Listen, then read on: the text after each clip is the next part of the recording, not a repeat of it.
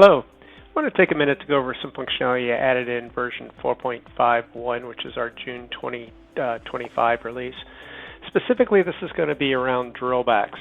We'll start a little bit with a primer or a reminder of some functionality that's been in our system for probably close to 20 years now, but then also I'll get to the feature that we added into this release. So I opened up VicinityView, and I'm just going to use VicinityView for a second to talk about some drillback capability. If you use VicinityView at all, you're probably familiar with drillbacks. Drillbacks is the ability to click on a field and have the system open up that screen as well as load that record. So in this case, open batch entry as well as load that batch ticket that you're after on that list. This is Drillback. It's been around for a long time. We added it into VicinityView, and VicinityView came along, and now I'm going to take you a little bit further with this. You probably have heard me say before that where we came up with a name for Vicinity is in the vicinity of, but not embedded in. So in other words, this idea that we can share information from our system with other systems and other systems with our system, and be able to easily navigate between those. We've been doing that now since the very beginning of our company. And this session and this feature kind of helps illustrate that. So you've seen a kind of a standard drillback. What it takes to make this happen is in our system we have what we call drillbacks, and all the drillbacks you can set up whatever drillbacks you want to on a VicinityView. It's not the only place drillbacks can be used, but there's code behind the scenes that basically you're saying what screen am I wanting to go to and what data do I need to pass to it. That's basically the data that's needed to be able to handle a drillback. Now, this is all very easy, drag and drop, plug and play, really easy to do. Now, we have clients that want to access our system from outside of VicinityView, or outside of Vicinity in general. This happened to be one within Vicinity, so VicinityView opening a Vicinity screen. But we also have the ability to do that via drillbacks outside of the system, so outside of Vicinity. This has been around for a long time. When I get to the VicinityViews, that's what's new. But you've always been able to, say, within Excel or PowerPoint or Outlook, really any place that can handle a hyperlink on the field, you can do what I'm about to show you. So I've actually created a few of here just pointing to some screens, and I'll go ahead and just click on it. I have a security notification here just saying, do you really want to do this? That can be removed if you want to. But what just happened was if I was not logged in Vicinity, it would automatically log me into Vicinity. But because I was already in Vicinity, the system went ahead and opened up batch entry for me. So here I've got the batch entry screen. So I just clicked from within Excel. I clicked a field that's got a hyperlink associated with it, in that case batch entry. I'll do the same thing for component entry. So in component entry, it opens up the component entry screen, allowing me to do more work. This is really nice if you're trying to give somebody instructions, or maybe you've got a procedure manual, you want to show them where to go and how to get somewhere. That's kind of a good use of that. So we have those for batch entry, component entry, formula entry, and then two of the quality sample entry data types.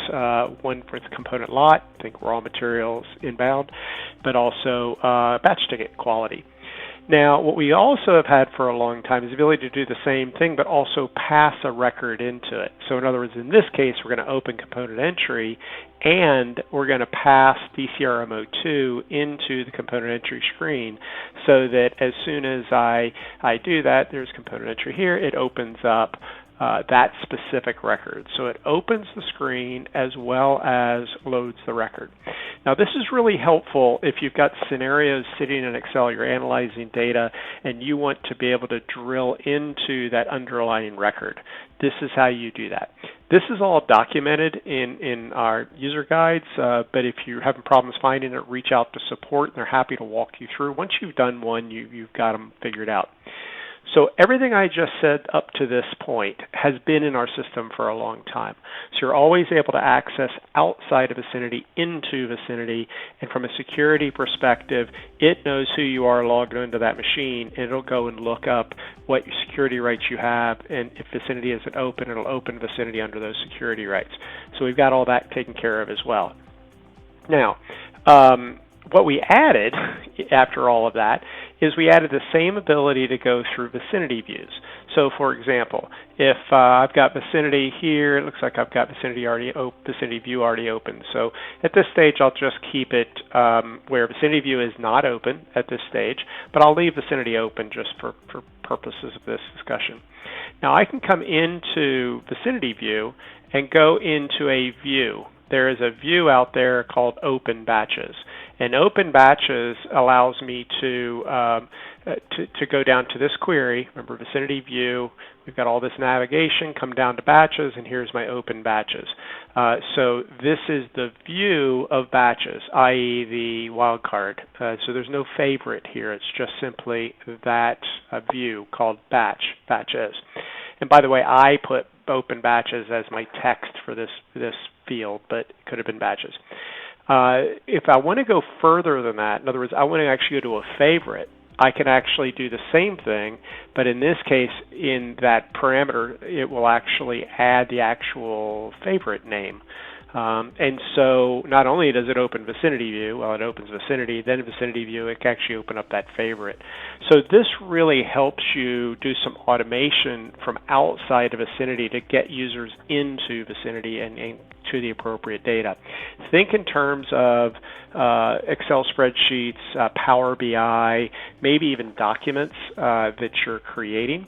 That you can come in and build this hyperlink on the fly. So, for example, this hyperlink is actually referencing a cell value. So it went and grabbed a component ID on a list. Maybe it's a list of inventory items, maybe a physical inventory count, and you want to drill back in and see something about that physical inventory count.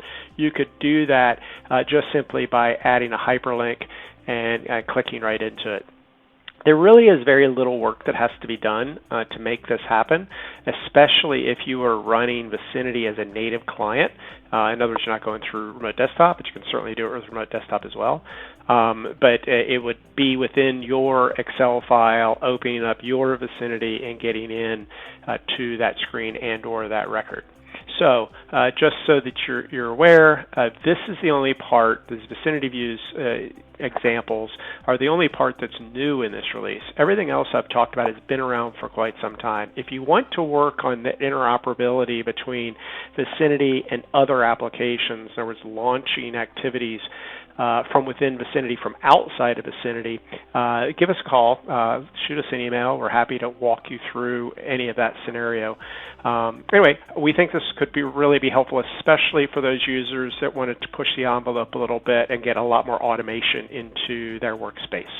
Anyway, thanks for the recommendations and the suggestions, and we look forward to talking with you soon. Thanks a lot, and have a great day.